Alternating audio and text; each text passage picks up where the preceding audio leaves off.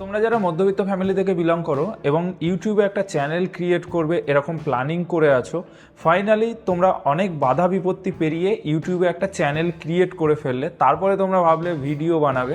Video বানানোর সময় কিন্তু তোমরা বুঝতে পারলে তোমাদের কাছে একটা ভালো ফোন বা ভালো ক্যামেরা নেই। তৎক্ষণাৎ তোমরা দোকানে গেলে এবং দোকানে গিয়ে কিন্তু তোমাদের মাথায় হাত পড়ে গেল। পুরো প্ল্যানিংয়ে কিন্তু জল ঢেলে দিল শুধু একটা জিনিস, সেটা হচ্ছে বাজেট। বাজেট কিন্তু তোমাদের পুরো প্ল্যানিংয়ে জল ঢেলে দিল এবং তোমরা মন খারাপ করে বাড়ি চলে আসলে। কন্টেন্ট ক্রিয়েশন কিন্তু পুরোপুরি বন্ধ হয়ে গেল। আজকের এই ভিডিওটা কিন্তু তোমাদের জন্য। আজকের এই ভিডিওতে তোমাদেরকে এমনই একটা ফোন দেখাবো যেটা তোমাদের বাজেটের মধ্যে আসবে এবং কন্টেন্ট ক্রিয়েশন এই ফোনটা দিয়ে কিন্তু তোমরা শুরু করতে পারবে। এই ফোনটা আমি কিনেছি আমার ইউটিউবের ভিডিওর জন্য। আমি 1 মাস আগে কিনেছি এবং এটা আমার সেকেন্ডারি ফোন হিসেবে আমি ব্যবহার করছি। মানে ছোট ছোট ক্লিপ আমি এটা দিয়ে রেকর্ড করে রাখবো এবং আমার ভিডিওর মধ্যেই কিন্তু সেই ক্লিপগুলো তোমরা দেখতে পাবে। তোমরা যারা কন্টিনিউ আমার ভিডিও দেখো তারা কিন্তু রিয়েলাইজ করতে পারবে যে আমি এই ফোনটা দিয়ে অনেক ক্লিপ রেকর্ড করেছি। আর আমার আরেকটা ফোন আছে যেটা প্রাইমারি ফোন, যেটা হচ্ছে আইফোন 15। ওই ফোনটা দিয়ে কিন্তু আমি পুরো ভিডিওটাকে রেকর্ড করি এবং ছোট ছোট যদি কোনো ক্লিপ থাকে সেই ক্লিপগুলো কিন্তু আমি এই ফোনটা দিয়ে রেকর্ড করব বলে এরকম প্ল্যানিংয়ে আছি। এই ফোনটা আমি কোথা থেকে কিনলাম, কত দামে কিনলাম এবং কত টাকা অফার পেয়েছি, ফোনটার স্পেসিফিকেশান কী আছে এবং ক্যামেরা কোয়ালিটি ফোনটার কতটা ভালো, তোমাদের জন্য অ্যাকচুয়ালি এই ফোনটা কিনা সেই সমস্ত কিছু কিন্তু তোমরা এই ভিডিওর মাধ্যমে জানতে পারবে। এই ভিডিওটা কিন্তু তোমরা সম্পূর্ণ দেখো, তাহলে কিন্তু তোমরা বিষয়টা আরও ভালোভাবে বুঝতে পারবে। এটা হচ্ছে আইকিউ নিও 10R। আইকিউ হচ্ছে ভিভোর সাব ব্র্যান্ড এবং ভিভোর সমস্ত রকম সার্ভিস সেন্টার থেকে তোমরা আইকিউ এর ফোনগুলোকে সার্ভিস করাতে পারবে। আর এই ফোনটা আমি কিনেছি 1 মাস আগে এবং 1 মাস ধরে আমি এই ফোনটাকে টানা ব্যবহার করেছি। দেন তারপরে তোমাদের সামনে ফোনটাকে রিভিউ করে দেখাচ্ছি।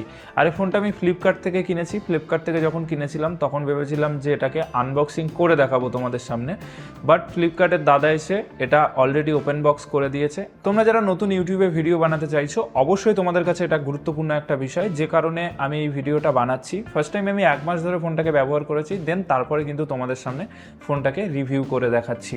এই ফোনটা স্পেসিফিকেশনের কথায় যদি আসি, তাহলে সর্বপ্রথম যেটা মাথায় আসে সেটা হচ্ছে ফোনটাতে কি প্রসেসর ব্যবহার করা হয়েছে। এটাতে কিন্তু কোয়ালকম স্ন্যাপড্রাগনের 8S Gen 3 প্রসেসর ব্যবহার করা হয়েছে, যেটা সত্যি খুব পাওয়ারফুল একটা প্রসেসর। ফোনটা কতটা পাতলা একবার দেখো।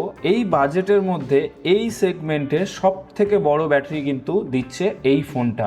6400 mAh এর ব্যাটারি কিন্তু ব্যবহার করা হয়েছে এই ফোনটার মধ্যে। তুমি স্টাইলিস্ট ফোন খুঁজছো অথচ তুমি গেমার, একবার ভেবে দেখো যে এই বাজেটের মধ্যে 6400 mAh এর ব্যাটারি কতটা ইম্পর্টেন্ট তোমাদের জন্য। আর তোমরা যদি গেমার হয়ে থাকো তাহলে কিন্তু তোমরা এই ফোনটা পারচেস করতে পারো। ভিডিও বানানোর সাথে সাথে কিন্তু তোমরা হালকা ফুলকা গেমও এই ফোনটা দিয়ে খেলতে পারবে। আমি অ্যাকচুয়ালি গেমারদের উদ্দেশ্য করে ভিডিওটা বানাচ্ছি না। যারা কন্টেন্ট ক্রিয়েটার আছো বা ভিডিওগ্রাফার আছো বা ইউটিউবে ভিডিও বানাও, ফেসবুকে ভিডিও বানাও, তাদের জন্যই আমি ভিডিওটা বানাচ্ছি। কারণ আমি ওই পারপাসেই ফোনটা কিনেছি।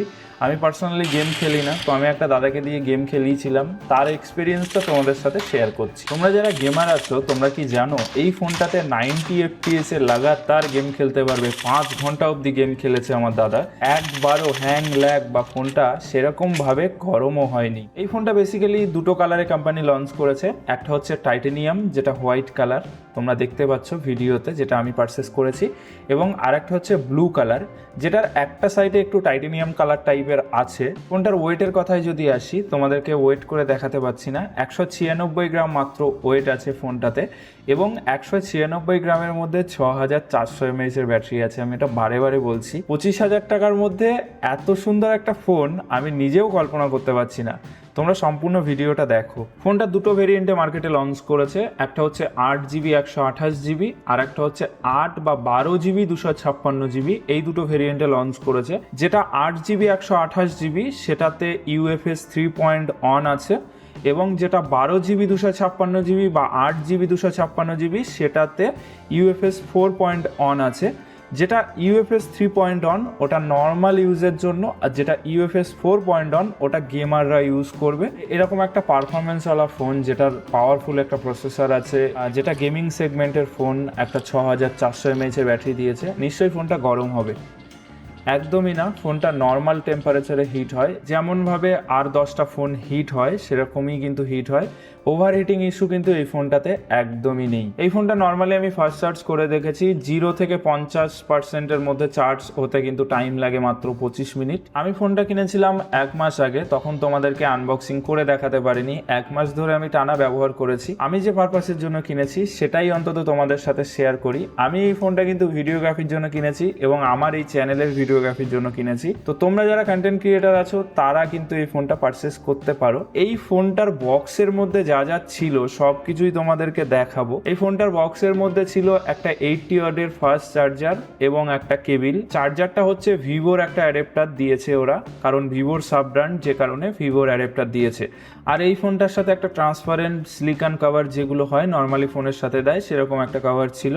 এছাড়া ইউজার ম্যানুয়াল, একটা সিম ইজেক্টর টুল যেগুলো নর্মালি থাকে সেইগুলোই এই ফোনটার সাথে ছিল। এই ফোনটাতে 6.78 ইঞ্চি 1.5K 120 hertz eye care amulet display আছে। ভাই সাব, বাজেট মাত্র 25,000 টাকা আর দিয়েছে কত টাকার জিনিস। ফোনটাতে IP65 রেটিং আছে, মানে হালকা ফুলকা জলে ফোনটা কিছু হবে না, বৃষ্টির জল বা নর্মাল জলের ছিটে লাগলে কিন্তু ফোনটাতে কিছু হবে না। এসব কথা বাদ দাও, অনেক ভুলভাল বকে ফেলেছি আর অনেক জিনিস ভুলেও গেছি ফোনটার মধ্যে কি কি আছে। তোমরা একবার গুগল করে নিও। যেটা মেন টপিক সেটা তোমাদের সাথে শেয়ার করি। ফোনটাতে 50 মেগাপিক্সেল সনি IMX882 সেন্সার আছে এবং এটাতে কিন্তু OIS আছে।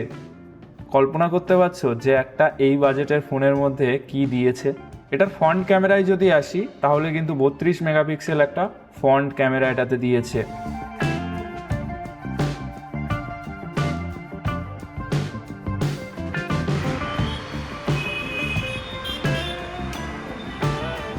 এটা হচ্ছে ব্যাক ক্যামেরা 4K 60 FPS এ তোলা আর এটা হচ্ছে ফ্রন্ট ক্যামেরা 4K তে তোলা। ফোনটার ক্যামেরা তোমরা দেখলে সব কিছুই আমার কাছে ঠিকঠাক লেগেছে, তোমাদের কাছে কেমন লাগলো জানাও। আর এই ফোনটার সবথেকে বড় বিষয় হচ্ছে তুমি ফ্রন্ট ক্যামেরা বা ব্যাক ক্যামেরা দুটোই তুমি 4K তে শ্যুট করতে পারবে। আশা করি তোমরা পুরো বিষয়টি বুঝতে পারলে। ভিডিওটির যদি কোনো বিষয় তোমরা না বুঝে থাকো তাহলে অবশ্যই কমেন্টের মাধ্যমে জানাও আর চ্যানেলটি সাবস্ক্রাইব করে দিও। আর এই ভিডিওটা অবশ্যই তোমার সেই সমস্ত বন্ধুদের কাছে শেয়ার করো যারা নতুন কন্টেন্ট ক্রিয়েশন শুরু করতে চাইছে। আর ভিডিওটিতে একটা লাইক করে দিও। দেখা হচ্ছে পরবর্তী ভিডিওতে, ততক্ষণের জন্য ভালো থাকবে, সুস্থ থাকবে।